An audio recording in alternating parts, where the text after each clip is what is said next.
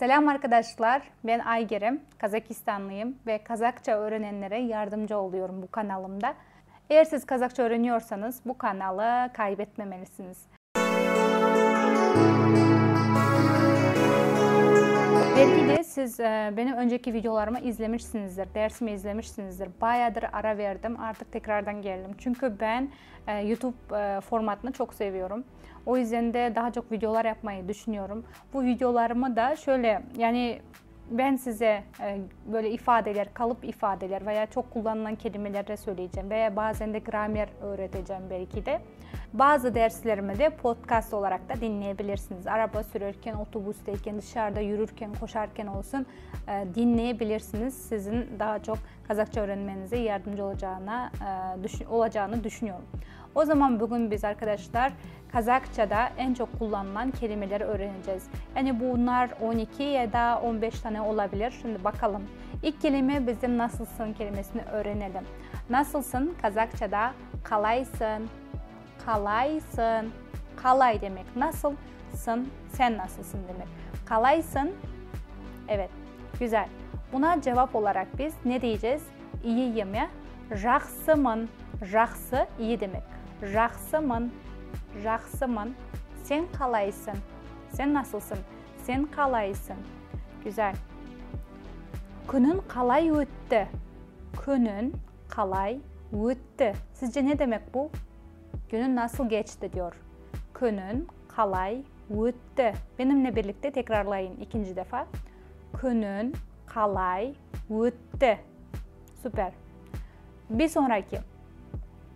Ne жаңалық. Ne жаңалық. Ne demek ne жаңалық? Ne haber. Yani ne var ne yok demek. Жаңалық haber demek. Tekrar söyleyelim. Ne жаңалық. Süper. Bir sonraki kelimemiz görüşmeyeli көп болды.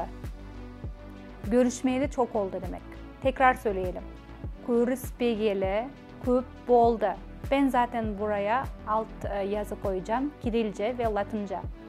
Görüşmeyeli көп болды. Evet. Çok teşekkür ederim. Көп rahmet. Көп rahmet. Çok teşekkür ederim.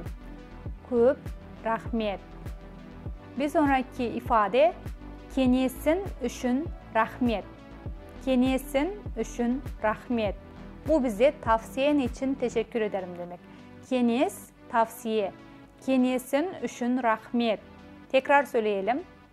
Kеңесің үшін rahmet. Мұнда ne болып жатыр? Sizce bu ne demek? Мұнда ne болып жатыр? Burada ne oluyor diyor. Burada bir yere gidersiniz mesela ne oluyor olduğunu bilmiyorsunuz değil mi? Ne dersiniz? Burada ne oluyor? Aynı şekilde Kazakçası bunun. Мұнда ne болып жатыр? Мұнда, tekrarlayalım.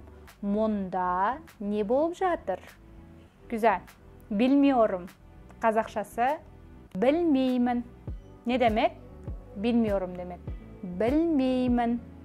Tekrarlayalım. Bilmeymen. Bir sonraki. Problema емес. Problema емес. Yani problem değil demek. Tekrar diyelim. Problema емес. Problema kelimesi Rusçadan geldiği için bizde A olarak, oradaki O A olarak okuluyor şu anda. Ama en çok kullanılan şu anda Kazakçada, günlük Kazakçada kullanılan kelimelerden. O yüzden size bunu veriyorum. Tekrar söyleyelim. Problema емес. Bir sonraki. Dım түсінбедім. Bu bizde hiç anlamadım demek. Dım түсінбедім. Dım түсінбедім. Tekrar söyleyelim. Dım түсінбедім. Hiç anlamadım. Saçmalama diye Kazakça nasıl söyleyeceğiz? Kumaşı.